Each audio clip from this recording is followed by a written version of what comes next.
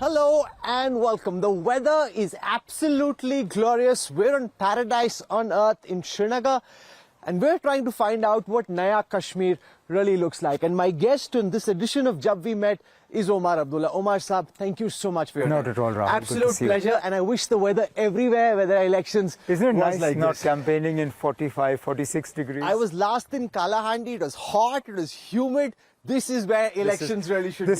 They should only be fought here. Absolutely. Democracy is returning, Omar Saab, to Kashmir after a long time. What does this Lok Sabha election look like from your lens? So I think the tragedy is in the word that you used, returning.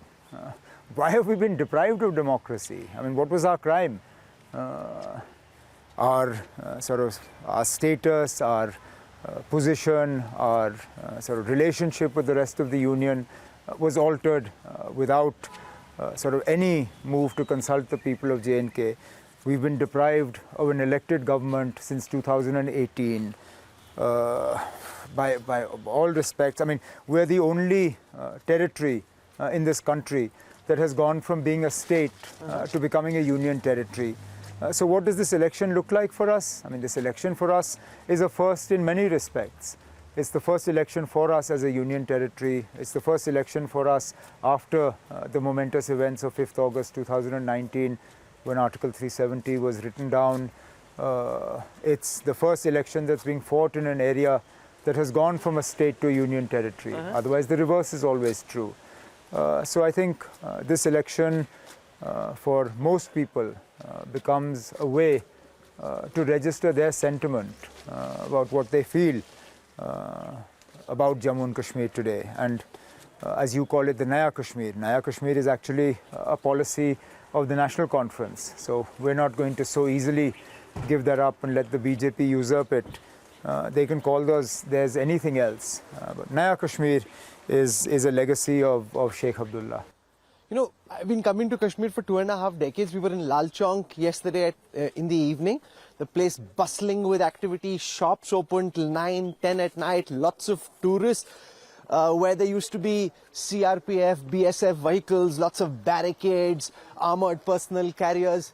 You know, Naya Kashmir in that sense, at least there seems to be bustling. That's not unique to this time. We've had the hustle and bustle of Srinagar on and off for many years.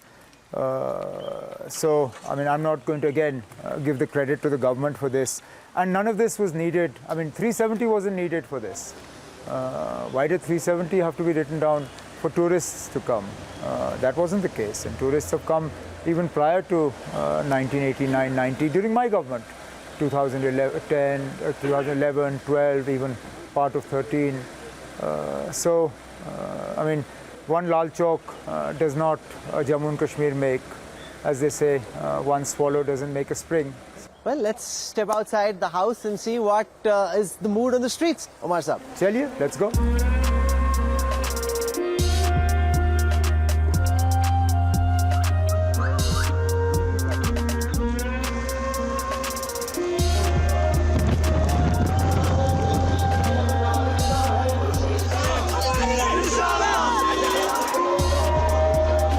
What's your sense of the level of enthusiasm of the National Conference voters when it comes to this election? Actually, a lot higher than we had expected. Why is that? I think it stems from the fact that they haven't had a chance to be heard for quite a few years now. I keep pointing out we had a parliament election in 2019. But after that everything went all silent, and then we had everything that was done to us on the 5th of August.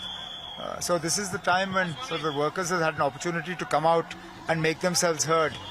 Walaikum assalam. Walaikum assalam. Kya hal? Chika theek? Assalamu alaikum. Assalamu alaikum. Assalamu alaikum. Assalamu alaikum. Assalamu alaikum. Assalamu alaikum Modi. Assalamu alaikum. Shukriya. Shukriya. Shukriya. Shukriya. Salamat कीजिए, सलामत कीजिए। जीत हमारी, जीत हमारी। उमर साहब कदम बढ़ाओ, उमर साहब कदम बढ़ाओ। अस्सलाम वालेकुम, क्या है डॉक्टर साहब? चलिए ना, चलिए चलिए ना।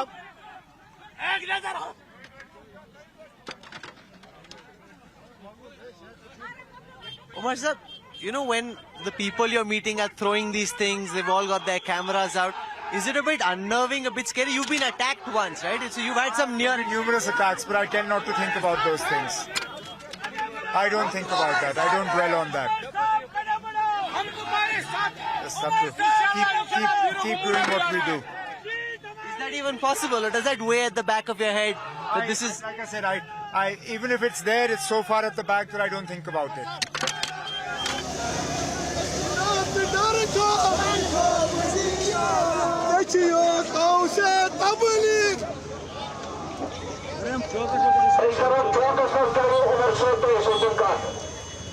They probably reconciled to the idea that 370s never come back. Absolutely not. I don't think the people will ever reconcile to what was done to them. They truly believe that it's a long drawn out struggle. It may not happen today, it may not happen tomorrow, quite possibly it may not happen in my lifetime. But one thing that they are always reminded of is the fact that sort of political strength, it ebbs and flows. In 84, the BJP was reduced to 2 members of parliament, and people here haven't forgotten that. In 84, who would have believed that you would see something like this happening to Jammu and Kashmir? But you did. So what's to say that tomorrow you won't have a government in the centre that's well disposed towards J&K? We're not fighting this battle alone. There are political parties in other parts of the country that have stuck their necks out and have found common cause with the people of Jammu and Kashmir. And that gives us a lot of hope. Omar Saab, stone pelting is down, hartals are down, terrorism is down, civilian deaths, soldier deaths are down. The government can argue it's a good idea to do away with 370. In which case, why is the BJP not here? With all the numbers that you have counted, even the BJP is down. Now, the sort of the yardsticks that you use to measure normalcy, this is not the first time you've seen a situation like that. In my time in 2011, 2012, in the run-up to sort of to the middle of 2013, all these parameters were showing an improvement in terms of street protests, in terms of civilian deaths, in terms of incidents of militancy. The fact is that during this government's time, and particularly post-2019, you have seen areas of Jammu and Kashmir that were hitherto free of militancy, having militant attacks again. The heart of Srinagar city, something I hardly ever saw when I was Chief Minister. Rajouri Poonch, the sort of attacks you've seen directed against the security forces, that horrendous encounter in Kokarnag a couple of years ago. None of this has been forgotten by us. But the argument of the Valley Party was that if Article 370 goes, it's the umbilical cord that joins the Valley to India.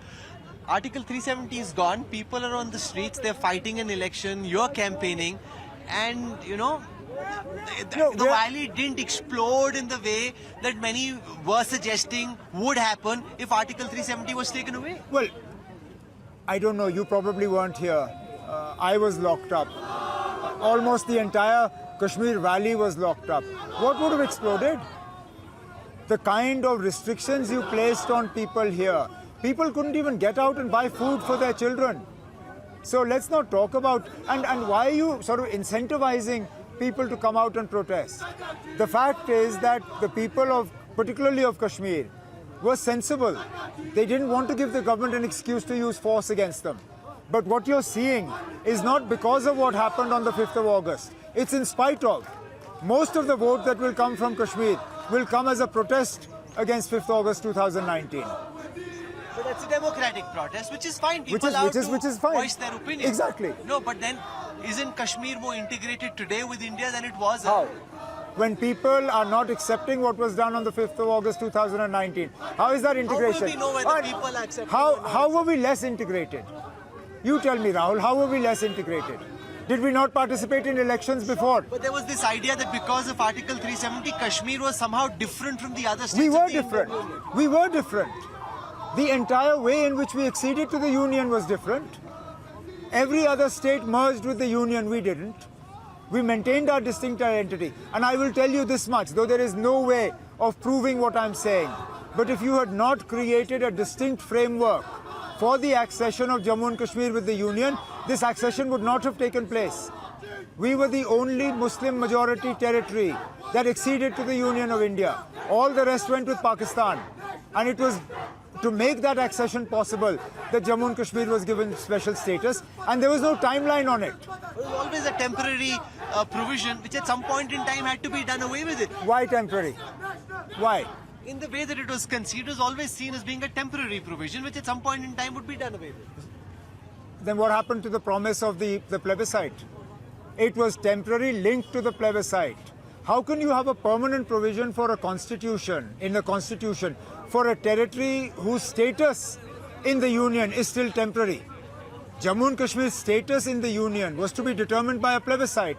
The plebiscite never took place. Now, over time, we have come to accept that accession is permanent.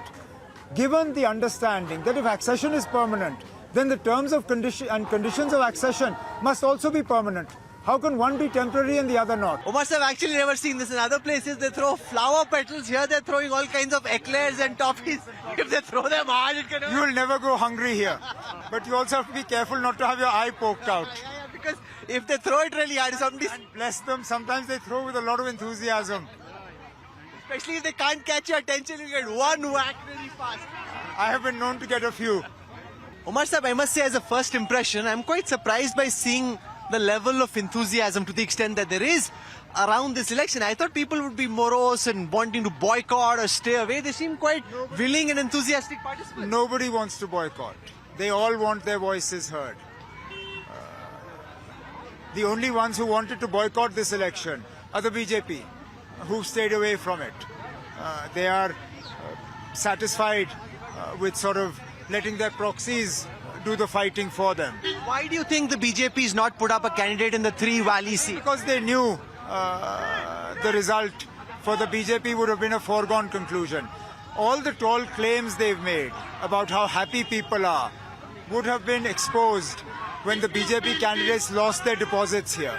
But that's only one way of looking at the other way is people are participating in an election. The BJP is not saying vote for us, vote for whoever, vote for you, vote for Mehbooba, vote for Sajjad Lone, but at least vote. But the actual test would have been voting for the BJP, because the BJP But that's what you want. The actual test is whether they feel they want to be part of an Indian election. No, but they've been part of Indian elections before also. They've been part of Indian elections all the way from 1947 onwards. This is not the first election that people are coming out and participating. People have participated after 96 as well. In spite of the most horrendous pressure put on them by boycott calls and the use of violence, they participated in those elections. I've had sort of elections like this and campaigns like this all the way back to 97, 98.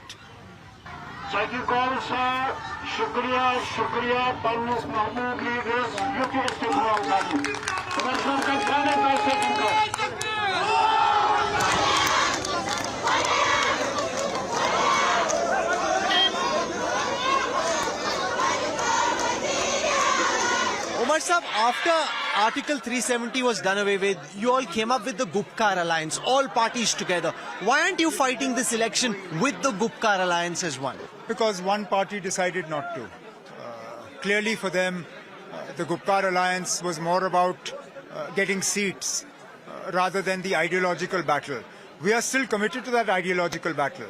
But for us, the Gupkar Alliance wasn't about seats. The sort of via media that was adopted for seat distribution was exactly on the same pattern as we did for the District Development Council elections that took place a couple of years ago. Unfortunately, that is something the PDP found unacceptable, and they're fighting this election on their own. PDP says you're overconfident. As always, they say you're always overestimating your ability, that everyone being together would have been a better message than fighting separately. They're the ones who chose to fight separately, not us. You didn't give Mehbooba one seat. You could have given Mehbooba ji one seat. On what basis? On what basis? We only had 3 seats, but we kept the promise of a possible seat sharing in the assembly elections alive. When we were discussing the seat sharing with the Congress, I told them categorically that, look, there is very little scope for seat sharing when you only have 6 seats. That said, we are happy to sit down and discuss assembly, sort of an alliance in the assembly. The PDP didn't accept this. And Is it still possible, or do you think the door is closed for assembly elections? We'll talk about that after the results come.